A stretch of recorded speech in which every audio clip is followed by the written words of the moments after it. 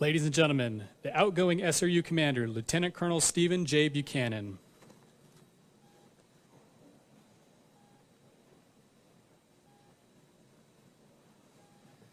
Good afternoon. Welcome to a fantastic Pacific Northwest day. I think we even had the sun out today, so it's great. Colonel Roof, thank you for this unique command opportunity. And thank you for our distinguished guests. Attending virtually, we have Congressman Kilmer, Congressperson Strickland, Congressman Watkins, Mr. Willis, Ms. Roper, and of course, Ms. Krebs. And in person, sir, Major General Mrs. Smith, Brigadier General Davis, Sergeant Major Neuville, Brigadier General, and Mrs. Hillman. Thank you all for being here. Your continued support and individual mentoring has been invaluable. You've each spent time with me personally, and I sincerely appreciate it. You've done a lot for performance development. I'd like to begin this with a moment of silence for those soldiers we lost during my tenure. Sergeant Brown, PFC Bell, Sergeant Hall, and Specialist O'Hare.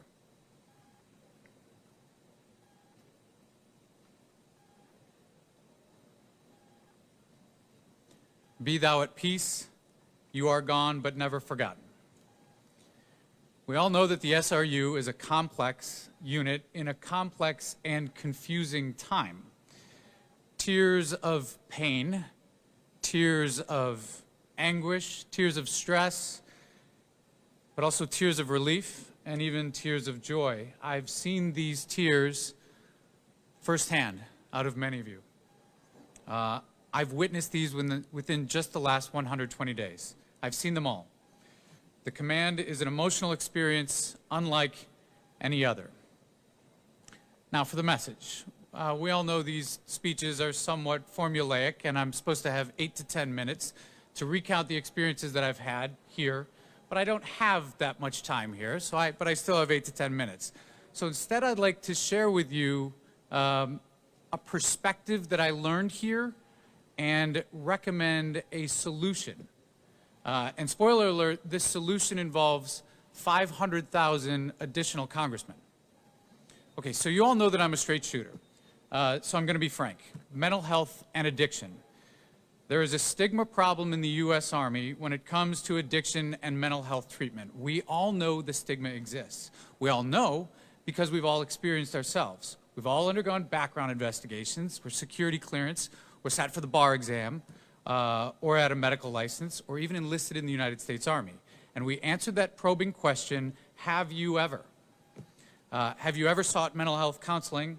Have you ever sought addiction counseling? Have you ever?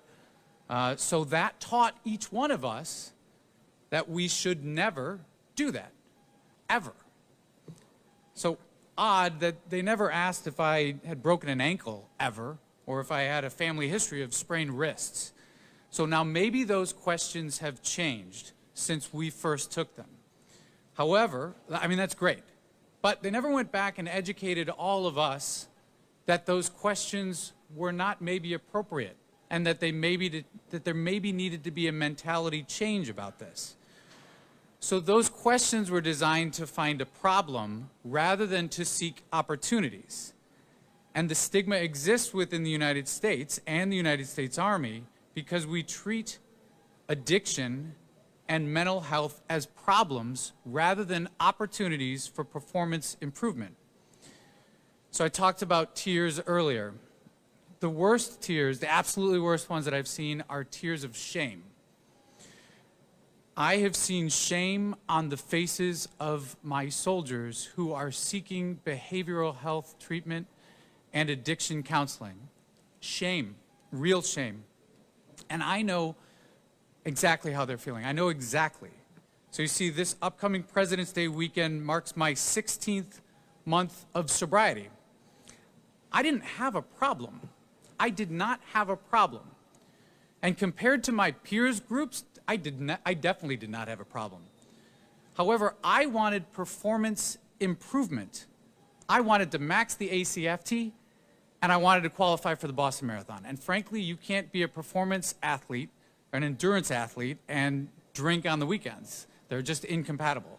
So anyway, pause for a second here.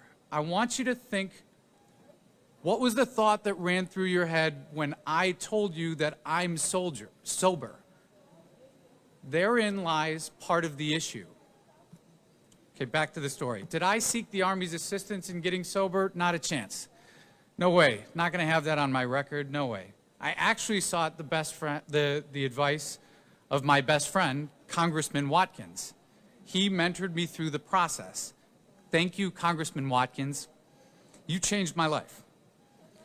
Additionally, when you remove an addictive substance from your body, you're supposed to seek mental health counseling. And I did, or I tried to, through the Army.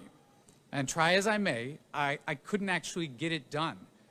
There was shame around every single corner. It was dreadful and it was frustrating, and I gave up. So instead, with the encouragement of Ms. Krebs, I paid for it out of pocket. I paid for performance improvement counseling, and it was awesome. And I'm stronger because of it. Now, please don't take my words out of context. Everyone in the addiction counseling and mental health profession is doing their job. They're great. I've seen them do it. I've seen the issues that they deal with daily. They are incredible people. They're fantastically compassionate, and they work tirelessly. They are doing their job. We know that some of the tools they use definitely don't work. That's an issue. However, the bigger issue is the approach to the entire thing. We view addiction and mental health as problems rather than as opportunities for performance improvement. So let's contrast this with something we're all well aware of. We all know and love physical fitness. Every soldier does physical fitness every duty day. We do it so that we don't do it to not fail the ACFT. We do it to be better at our jobs. We do physical fitness for performance improvement. Gyms are everywhere and they're easily accessible. But what's more important is that we respect people who exercise, whereas we don't necessarily respect those who seek mental health or addiction counseling. So if we're going to fix it, we need to do a mentality change. We need to do a real introspective change on how we do this. We need to think of mental health and addiction the same way we think of physical fitness. We should applaud those that seek performance improvements and chide those who do not. Remember that every single one of us would be better at our job if we sought out performance improvement. So change the demand signal. Go seek out performance improvement. It's a mentality change that each one of us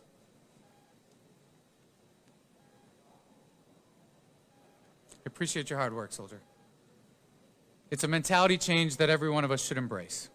So in conclusion, the U.S. Army has over 480,000 active duty soldiers, so I offer two potential solutions. One solution would be to have 480,000 Congressman Watkins and an equal number of Ms. Krebs to help everyone through their journey and their process. Or we could each look at ourselves and examine that feeling you have when I told you that I don't drink. Therein, we can change. We should re-examine that feeling and the same feeling you get when someone addresses mental health. We flip the script. Think of it like going to the gym. We should all think of it like performance improvement.